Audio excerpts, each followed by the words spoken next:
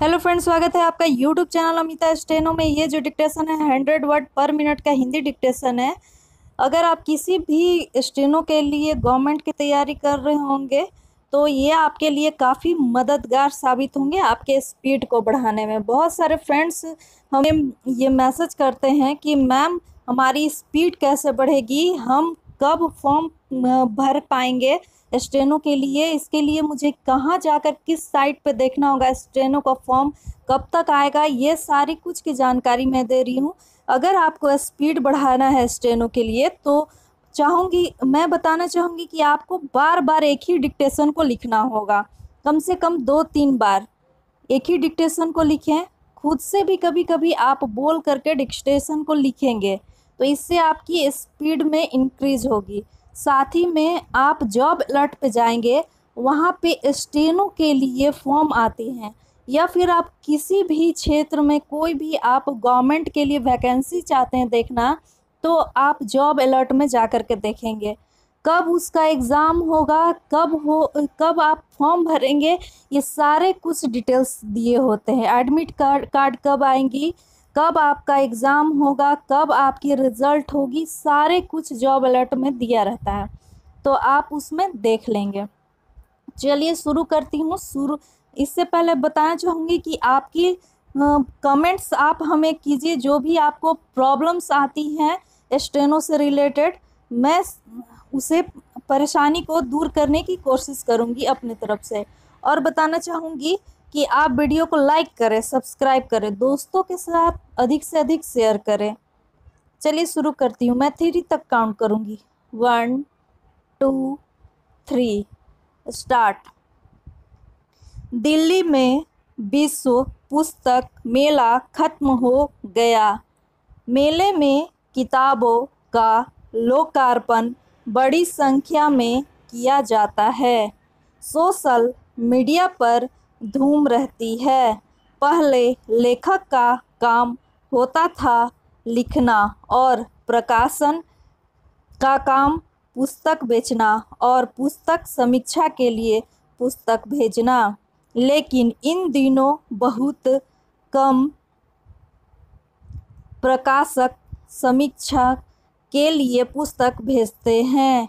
वे तभी भेजना पसंद करते हैं जब पता हो कि वहाँ समीक्षा होगी ही, और इसके लिए वे चाहते हैं कि लेखक ही प्रयास करे।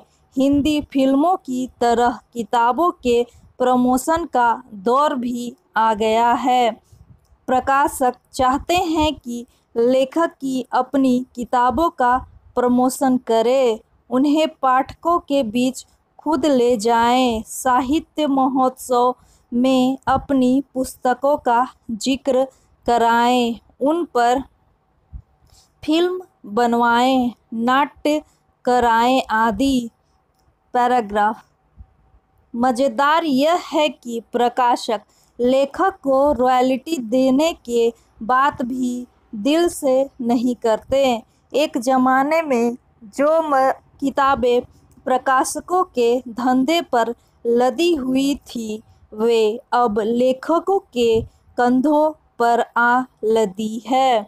बिल्कुल उसी तरह जैसे कि ऑनलाइन वेबसाइट अपने पत्रकारों से उम्मीद करती है कि वे ज़्यादा से ज़्यादा लाइक्स का इंतज़ाम भी कराएं। पैराग्राफ। मज़ेदार तो यह भी है कि जो हिंदी लेखक रात दिन बाजार की शक्तियों को साहित्य की गिरावट और मिलावट के लिए जिम्मेदार मानता है, वह प्रकाशक के मुनाफे के लिए खुशी खुशी बाजार की चपेट में आ जाता है। आखिर किताब का प्रमोशन बाजार के लिए ही होता है, किसी परोपकार के लिए नहीं, और इसके लिए लेखकों की सेलिब्रिटी जुटाने से लेकर अपनी पुस्तक की तरह तरह से चर्चा करना शामिल होता है। प्रकाशक कहते हैं कि इस तरह से चर्चा करना शामिल होता है। प्रकाशक कहते हैं कि इस तरह से प्रमोशन से लेखकों के एक साल में ही कई संस्करण आ जाते हैं। यह देखना भी दिलचस्प है कि जहां 1100 प्रतियों का एक संस्करण छपता था, वहीं अब यह 300 प्रतियों का ही रह गया है, और यह कई साल पहले की बात है। हो सकता है कि अब संख्या और भी कम हो गई हो। पैराग्राफ।